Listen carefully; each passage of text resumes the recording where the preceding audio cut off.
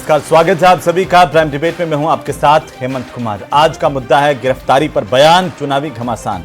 क्योंकि मतदान की तारीख जैसे जैसे निकट आ रही है वैसे वैसे बयानों का घमासान भी तेज हो रहा है। राजस्थान में पेपर लीक बड़ा मुद्दा है और पेपर लीक को लेकर के मदन दिलावर ने गहलोत और डोटासरा की गिरफ्तारी की बात कही। तो वहीं सियासत में तूफान आ गया। पीसीसी चीफ डोटासरा ने तो चुनौती दी और कहा कि हाथ लगा करके दिखाओ। डोटासरा ने कहा कि इनका एक ही एजेंडा, झूठ बोलो और बार बार बोलो ताकि जनता को सच लगने लग जाए। वहीं बीजेपी विधायक जितेंद्र गोठवाल ने कहा कि गहलोत और डोटासरा नहीं बचेंगे। नेता चाहे कितने भी बड़े हों, उन्हें बख्शा नहीं जाएगा। इसी पर आज चर्चा करेंगे कि क्या इस तरह के बयान महज सियासी है या इनका आधार भी है। लेकिन पहले देखिए ये रिपोर्ट।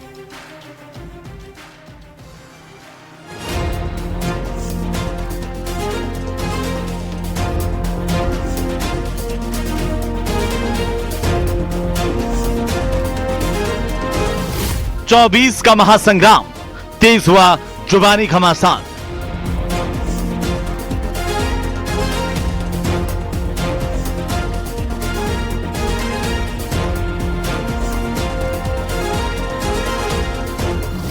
पेपर लीक पर दिलावर का गिरफ्तारी वाला वार।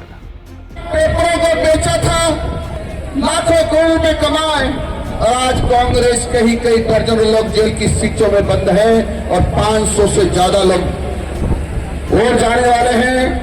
अब अशोक गहलोत भी और डोटासरा भी बचने की जुगत भिड़ा रहे हैं, लेकिन मुझे लगता नहीं है कि ये बच पाएंगे। ये भी जेल जाएंगे कि उन्होंने हजारों लाखों बच्चों का भविष्य खराब किया है। डोटासरा का पलटवार, हाथ डालकर तो दिखाओ। मिस्टर दिलावर साहब, आपकी मां ने दूध पिलाया तो गोविंद डोटासरा के गरेबान की तरफ झांक के देखो। मैं किसान का बेटा हूं, मैं एक अध्यापक का बेटा हूं। मैंने जिंदगी में कभी कोई गलत काम नहीं किया है। आप जैसे आरएसएस के लोग ऐसे ही भूखते रहेंगे, गोविंद डोटासरा के कोई फर्क नहीं पड़ता। गिरफ्तारी पर बयान, चुनावी घमासान।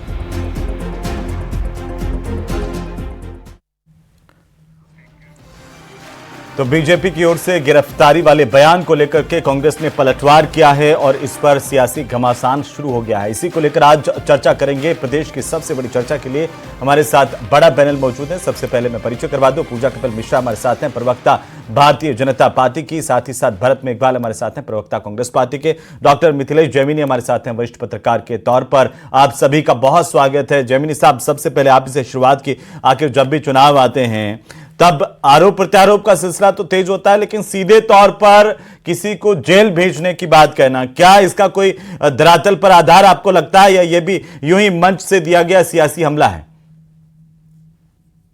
देखिए, निश्चित रूप से जिस तरीके से एसआईटी गठित होने के बाद एसओजी ने जिस अंदाज में एसआई भर्ती लीक प्रकरण को उजागर किया है, उससे साफ जाहिर हो गया है कि पेपर लीक हो गए थे। तो ये मुद्दा गरमाया हुआ है और नौजवानों के साथ गांव में चर्चा है कि हमने हमारी गाड़ी कमाई को सपने लेकर हमारे बेटों को जयपुर बेचा, कोचिंग माफियाओं के जाल में फंसे और पेपर लीक हो गए।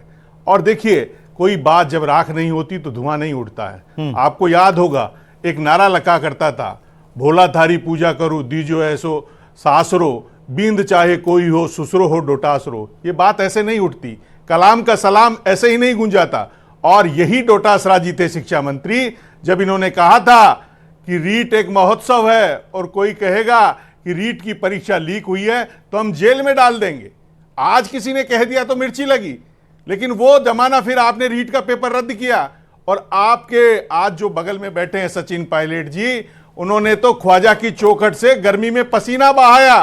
किस आरपीएससी में काले कारनामे हुए हैं और किस तरीके से आपने चीफ सेक्रेटरी की पत्नी को सदस्य बनाया, राहुल गांधी को पप्पू कहने वाले की पत्नी मंजू शर्मा को सदस्य बनाया, संगीता आर्य को बनाया, बाबूलाल कटारा को बनाया और जो मुख्यमंत्री अशोक गहलोत के सुरक्षा अधिकारी थी संजय सोत्री को बनाया।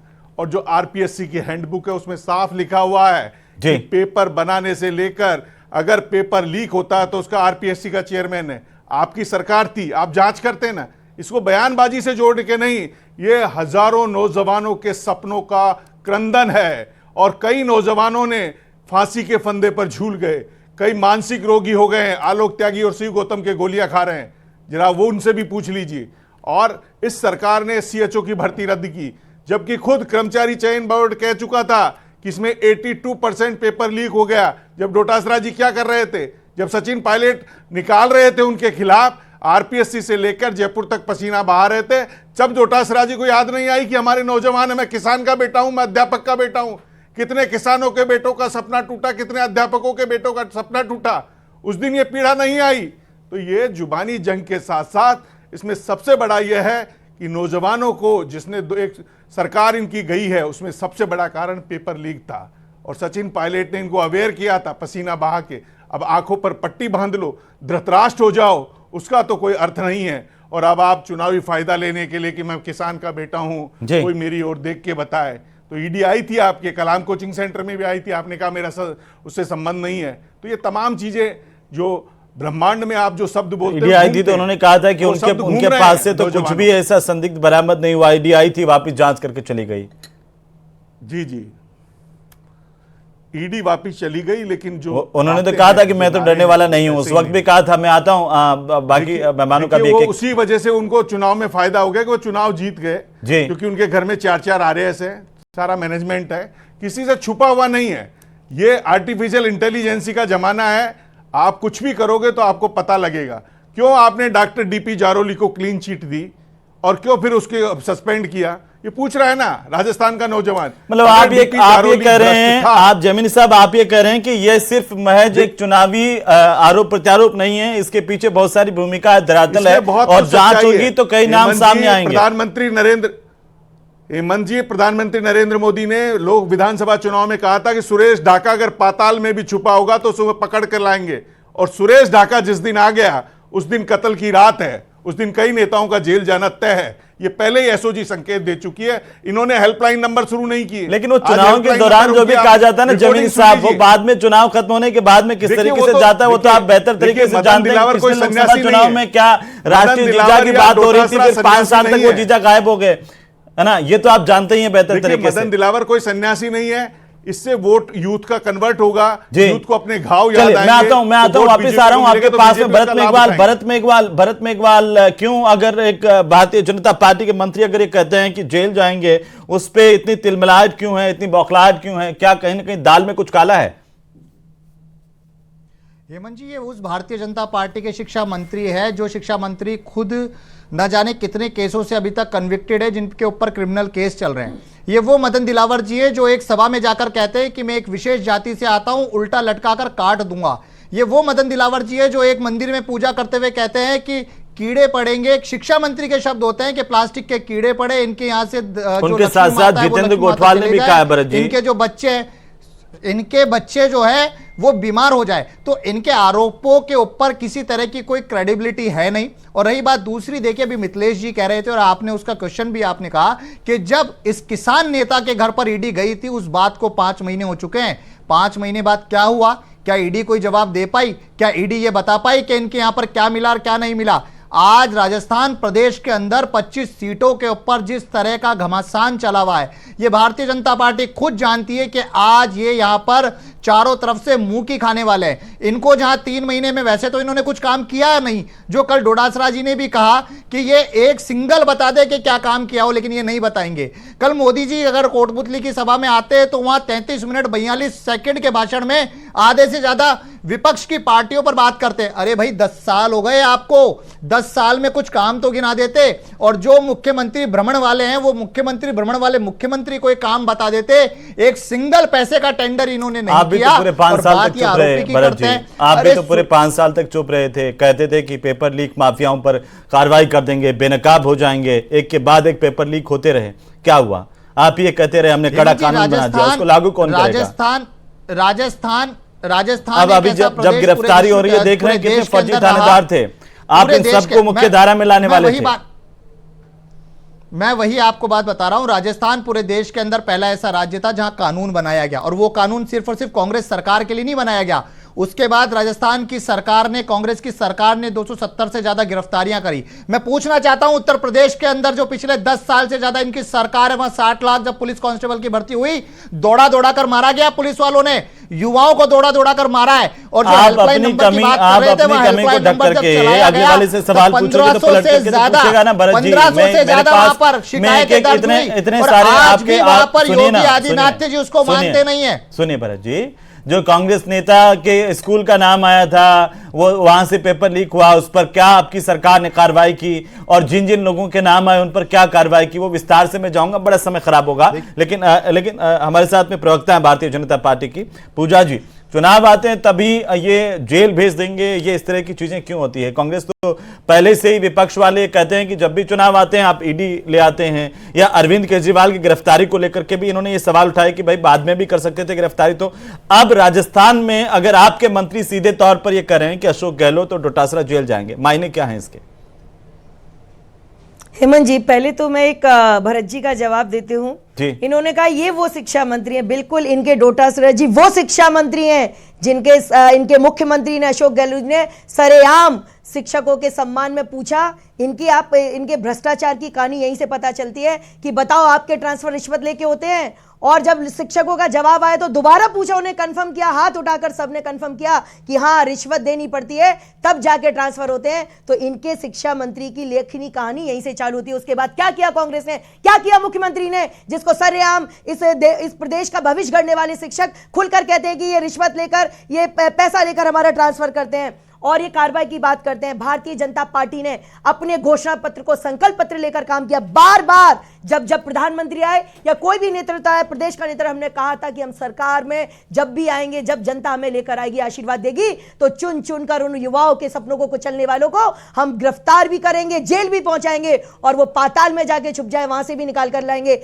एसआईटी का गठन हुआ, 40 केस हुए, 65 लोग पकड़े गए, अरे दूर तक से लोग लाए गए, और निश्चिंत रहिए, कहां है कलाम, क्या है राजीव गांधी स्टडी सेंटर, जवाब तो इनको देना पड़ेगा। और ये देश का कानून है, ये कोई कैसे कह सकता है हेमंत जी कि कोई करके तो देखे। आज किसान का बेटा, किसान के बेटे मर रहे थे, उन माओ के लेकिन क्या सिर्फ मदन दिलावर को सपना आता है, या फिर जितेंद्र गोठवाल को सपना आता है कि यहाँ पर गहलोत डोटासरा जेल जाएंगे? एसआईटी की तरफ से तो ऐसा कोई बयान नहीं आया जो जांच कर रही है पेपर लीक पर। हेमंत जी, जो भी पकड़ा, अनुसंधान जारी है, जो भी कल्पित होंगे, या प्रदेश के गृह मंत्री कहते हैं कि हमारी जांच में कोई तथ्य सामने आए हैं, और क्योंकि उन्हें नहीं, मैं कह रही हूं अनुसंधान जारी है, ये एजेंसी का काम है। अगर ये बयान आया क्योंकि तार जुड़ते दिख रहे हैं, तार अगर ये प्रूव हो जाएंगे तो वो सब भी जो होना है वो होगा। लेकिन आज अगर वो ये बड़ा दम दे के हाथ भरते हैं कि किसान के बेटे को हाथ लगा के देखे, तो अगर आपके इस कोयले की खदान में अगर आपने हाथ काले किए हैं मंजी, तो उसका परिणाम और उसका जो भी पश्चाताप है वो तो करना ही पड़ेगा। वो चाहे कोई भी हो, चाहे वो किसी भी बड़े पद पर रहा हो, कानून सबके लिए समान है। जो आम जनता के लिए वही, आप जो विशेष लोग रहे सबके लिए वही कानून है। भारतीय जनता पार्टी सबके लिए समानता से काम करने के लिए प्रतिबद्धता के साथ में अपना संकल्प लेके काम कर रही है। अब इनको लगता है, क्योंकि इन लोगों ने हमेशा ऐसी एजेंसियों का दुरुपयोग किया, क्योंकि इनको लगता है कि एजेंसियां इनके हिसाब से चलती हैं। अब जब कर्म किए हैं तो भुगतने पड़ेंगे। अब उस दायरे में कितने भी लोग आए, भाई 70 साल का, लगभग 65-70 साल का इतिहास है, तो सब इनको भुगतना पड़ेगा। जनता की सरकार है, जनता के लिए जवाब दे, जनता की प्रतिबद्धता, जनता के संकल्प के लिए हम लोग काम कर रहे हैं और करके रहेंगे। भरत जी, क्या किसान का बेटा है कोई तो उसे आजादी मिल जाती है कि कानून तोड़ दें? कानून तो सबके लिए समान होता है। फिर इस तरह की भावनात्मक बात कर करके डोटासरा क्या कहना चाहते हैं, या कांग्रेस पार्टी क्या कहना चाहती है? नहीं, देखिए हेमंत जी, मैं इस बात को बिल्कुल डिनाई करूंगा कि कानून सबके लिए समान होता है। कानून बीजेपी के जो लीडर है उनके लिए समान नहीं होता है। और आज टाइम ऑफ एक्सप्रेस ने बड़े बड़े एक पूरे पेज पर इस चीज़ को छापा है कि किस तरीके से 2014 के बाद 25 जो बड़े लीडर थे जिनके ऊपर भ्रष्टाचार, सीबीआई, ईडी के जो केसेस चल रहे थे उनको फोरक्लोज कर दिया जाता है, उनको चार्जशीट में से नाम हटा दिया जाता है और उनकी सीबीआई जांच है उसको रोक दिया जाता है। ये वॉशिंग मशीन जो भारतीय जनता पार्टी की है, मैं चाहूंगा दर्शक भी कई बार जाकर ट्विटर पे और गूगल पर सर्च कर कर देखे कि किस तरीके से भारतीय जनता पार्टी के लिए वही कानून अलग हो जाता है और किस तरीके से जो विपक्ष के पार्टी है उनके लिए अलग हो जाता है। अभी किसानों की बात कर रही थी, ये वही किसान नेता थे, ये डोटासरा जी वही किसान नेता है जिन्होंने किसानों के लिए आवाज उठाई, और ये मदन दिलावर जी वही है जिन्होंने किसानों को आतंकवादी कहा था। इन्होंने कहा था कि चिकन बिरयानी खा रहे हैं ये किसान, ये वही किसानों के लिए बोले थे। अरे किसानों को तो खालिस्तानी कहा था आपने, और जब किसान वहां पर बैठे रहे थे आपने आवाज तक नहीं उठाई। अरे वही प्रधानमंत्री मोदी जी है जो किसानों को खालिस्तानी कहते हैं। अरे डबल कर रहे थे ना किसानों की आय, आप क्या हुआ? किसानों की आय डबल करने वाले थे। अरे अपने आदमियों की आय कर दी आपने डबल, अरे अपने पूंजीपतियों की आय डबल कर दी। अरे रिकॉर्ड बोलता है। अरे 12,000 कर रहे थे आप, अरे हम देते थे मुख्यमंत्री ऊर्जा मित्र योजना में तो 12,000। क्या करा घोषणा पत्र का आपने कुछ नहीं करा। युवाओं को चला, किसानों को चला, महिलाओं को चला, अरे हर एक व्यक्ति को चलाया आपने। अरे हमारी न्याय यात्रा, हमारी गारंटी यात्रा, अरे शर्म आनी चाहिए आपको। अरे झूठ मत बोलो, अरे झूठ मत बोलो। अरे 83% युवा लोग बेरोजगार है। अरे रिकॉर्ड बोलता है, अरे रिकॉर्ड बोलता है, रिकॉर्ड और डेटा बोलता है। अरे ये डेटा जानती है जनता, तभी तो बौखलाहट है, तभी तो बौखलाहट है। आपके सांसदों को बाहर निकाला जा रहा है, आपके सांसदों को रोड पर मांगा जा रहा है हिसाब, लेकिन आपके सांसद हिसाब नहीं दे पा रहे। अरे वही सुखबीर जौनपुरिया जी है जिनसे कार्यकर्ताओं ने हिसाब मांगा, ये गजेंद्र सिंह शेखावत जी है जिनसे हिसाब मांगा। अरे जनता ने हिसाब मांगा और विधानसभा चुनाव में जनता ने आपको दिखाया। अरे मुंह तोड़ जवाब दिया जनता ने आपको। भरत जी एक मिनट शांत होइए। आपने कहा आप भरत जी एक मिनट शांत, आपने बात रख ली ना, आपने बात रख ली ना भरत जी। एक मिनट पूजा जी एक मिनट, पूजा जी एक सेकंड। जैमिनी साहब है हमारे साथ में, जैमिनी साहब है, सुनिए तो, सुनिए एक मिनट। लेकिन भरत जी आप कह रहे हैं बीजेपी के लिए कानून अलग है, आपके लिए कानून अलग है, आपकी भी सरकार थी, तब क्या कभी ऐसा नहीं हुआ कि आपको एहसास हुआ हो कि कांग्रेस के लोगों के लिए कानून अलग है और बाकी लोगों के लिए कानून अलग है? या फिर अगर आप कह रहे हैं कि सोशल मीडिया पर डाल करके देखिए, तो सोशल मीडिया पर तो फिर इमरजेंसी भी आएगी, वो बातें भी आएगी जब कहा कि देश की बिजली काट दो, अखबार नहीं छपने चाहिए। स्टैंडिंग नहीं, मुझे ये बताइए, किसी भी मुख्यमंत्री को बिना किसी एक एक्सीएन वाल्मीकि की मारपीट के मामले में आपकी पार्टी के नेता जिसके ऊपर गंभीर धाराओं में मुकदमा दर्ज था, कैसे 24 घंटे में गिरफ्तारी होकर के जमानत मिल जाती है? लोगों ने नहीं देखा। आपने पीएमएलए एक्ट में अमेंडमेंट किया, अरे अमेंडमेंट किया आपने, अरे अमेंडमेंट किया आपने, अरे अमेंडमेंट किया आपने। अरे कहाँ है हेमंत सरोन बिस्वा? अरे हेमंत सरोन बिस्वा पे क्या था? अरे चिटफंड कंपनी। चलिए जैमिनी साहब, ठीक है, जैमिनी साहब जो भरत जी आरोप लगा रहे हैं कि मौजूदा समय में बीजेपी के लिए कानून अलग है और बाकी लोगों के लिए कानून अलग है, क्या राजस्थान में या फिर देश में आपने तो इतना लंबा वक्त देखा है, क्या कभी किसी सरकार में रहते हुए कांग्रेस की सरकार में दुरुपयोग नहीं हुआ है? जैमिनी साहब, क्या राजस्थान में पिछली सरकार के समय आपने इस तरह की स्थितियां नहीं देखी जो आज कांग्रेस अपने बचाव में कर रही है? एक मिनट सुन लीजिए भरत जी सुन लीजिए, जैमिनी साहब को सुन लीजिए, एक बात सुन लीजिए जैमिनी साहब जी। देखिए, जो भारत के संविधान निर्माता है डॉक्टर B.R. अम्बेडकर साहब, उन्होंने इस देश के हर नागरिक के लिए एक जैसा कानून बनाया है, चाहे वो आम हो या खास हो। इसलिए कानून के शिकंजे से अगर किसी ने अपराध किया तो वो बच नहीं सकता, और जांच एजेंसियां किसी की गुलाम नहीं होती है, वो स्वतंत्र होती है, लेकिन उनको काम नहीं करने दिया जाता है। यही एसओजी थी, लेकिन हुआ क्या, सारी जांचें एक आदमी के पास दे दी, और एक ईमानदार अफसर था बजरंग सिंह शेखावत, उसको हटाया गया। आज ही एसओजी ने एक ऐसे व्यक्ति को पकड़ा है जिसने 20 से ज्यादा एग्जाम दिए हैं, क्लर्क, जेईएन, तमाम चीजों में 20 जगह डमी एग्जाम दिए। तो यही तो एसओजी थी, पहले क्यों नहीं पकड़ रही थी? तो ये सवाल तो नौजवानों में घूम गया है। डोटासरा जी भले कितना भी तेजल सुपर डुपर पर नाच कर ले, लेकिन राजस्थान के नौजवान के जहन में यह बात बैठ चुकी है कि हमारे साथ अन्याय किया है। गोपाल केसावत पकड़ा गया, वो राज्य मंत्री का दर्जा था उसके पास, किसके साथ पकड़ा गया? कौन थी वो आरपीएससी की सदस्य? कौन थी वो मंजू शर्मा, जो आज आरपीएससी के इतिहास में पहली बार एसीबी को वहां जाकर, कार्यालय में जाकर सदस्यों से पूछताछ करनी पड़ी? ये बात राजस्थान का नौजवान नहीं भूल सकता। उनके कितने सपने तोड़े, बातें करने से कुछ नहीं। वो एक्सीडेंटल प्रेसिडेंट बने थे जब मानेसर प्रकरण हो गया था गोविंद सिंह डोटासरा जी, तो उनके बाद कितने एक्सीडेंट हो गए राजस्थान के नौजवानों के सपनों के साथ।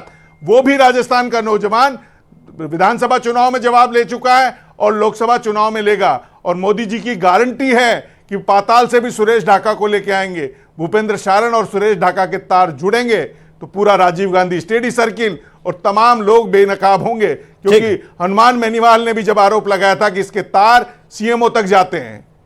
उन्होंने सीधा आरोप लगाया था, प्रेस कॉन्फ्रेंस करके आरोप लगाया था। वही आज हनुमान बेनीवाल कांग्रेस के साथ हैं, वही हनुमान बेनीवाल तो आज कांग्रेस वो के बात साथ अलग है, लेकिन उन्होंने खुद ने कहा था कि इसके तार सीएमओ तक जाते हैं।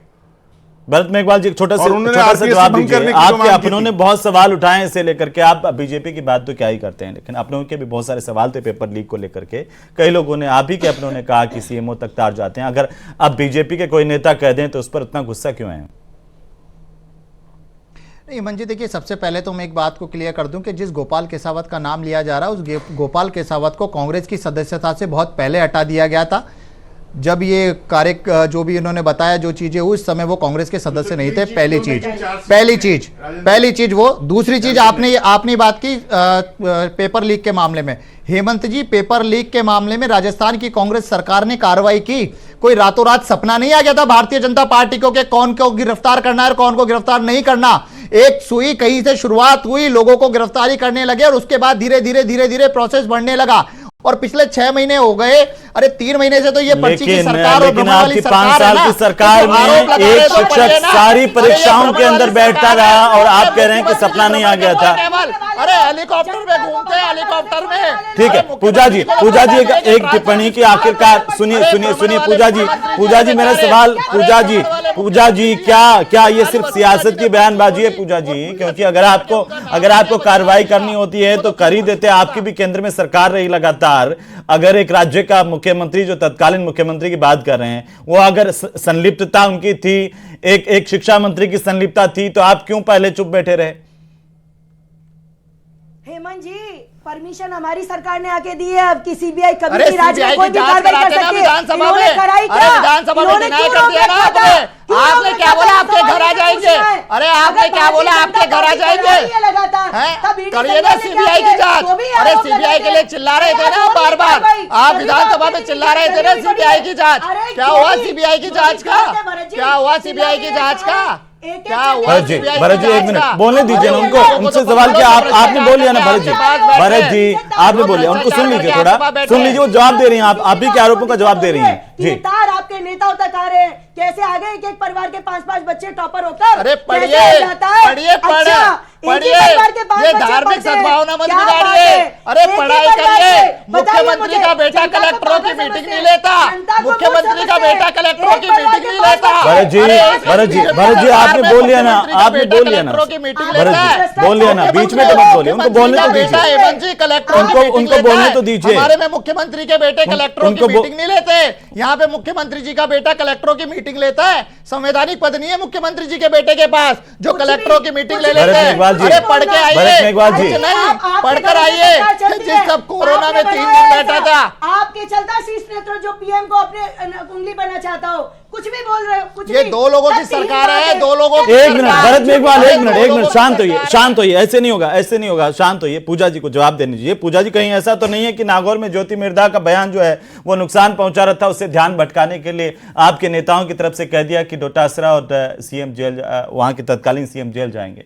देखिए हेमंत जी, हमें किसी भी बयान को भटकाने और किसी भी बात के लिए, सत्ता के लिए हमें इस तरह के बयानों की आवश्यकता नहीं है। भारतीय जनता पार्टी अपने विकास का रिपोर्ट कार्ड, 10 साल के अपने परिश्रम का, देश को जहां खड़ा किया है, चाहे वो आर्थिक स्थिति हो, चाहे जिस तरह से इंफ्रा को खड़ा करने की स्थिति हो, हम अपने विकास को, अपनी बात को लेकर जनता के बीच उतरे। और आज नहीं उतरे हैं हमें कि केवल चुनाव के लिए तैयारी करनी होती है। हम पूरे टाइम ये चुनाव पे काम करते हुए, जनता के बीच उतरते हुए हम काम करते हैं। तो हमें ये काम इन लोगों का है, ये चैलेंज कर रहे हैं कानून को कि कानून को क्या ये सही मान लें?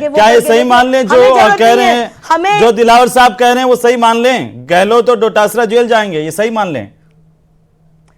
देखिए, दिलावर जी ने कहा है कि अगर ये इनके उसमें जो संबंधिता जोड़ी जाएगी, मतलब जो कार्रवाई चल रही है, अगर वहां इन पर कोई भी वो आंच आएगी और वो तार जुड़े मिलेंगे, इंतजार करते हैं कि जांच हो और जांच और है हेमंत जी, ये भी चल रहा है कि बार बार मैं फिर कह रही हूँ, क्या है कलाम, क्या है राजीव, लेकिन आप ये कह रहे हैं कि कोई भी, देखिए जांच में अगर किसके खिलाफ सबूत पाए जाएंगे वो कोई भी नेता हो बख्शा नहीं जाएगा। संदेश ये है। चलिए, बहुत शुक्रिया इस चर्चा में शामिल होने के लिए, हमारे साथ जुड़ने के लिए। जवानी साहब आपका भी, भरत जी आपका भी, और पूजा जी आपका भी बहुत शुक्रिया। लेकिन फिलहाल राजस्थान का टेम्परेचर इस बयान से गर्मा गया है। आगे देखना होगा कि जांच कहां तक पहुंचती है और क्या जो नेता वाकई चुनावी मोड में कहते हैं जांच के बाद वैसी स्थितियां बनती भी हैं।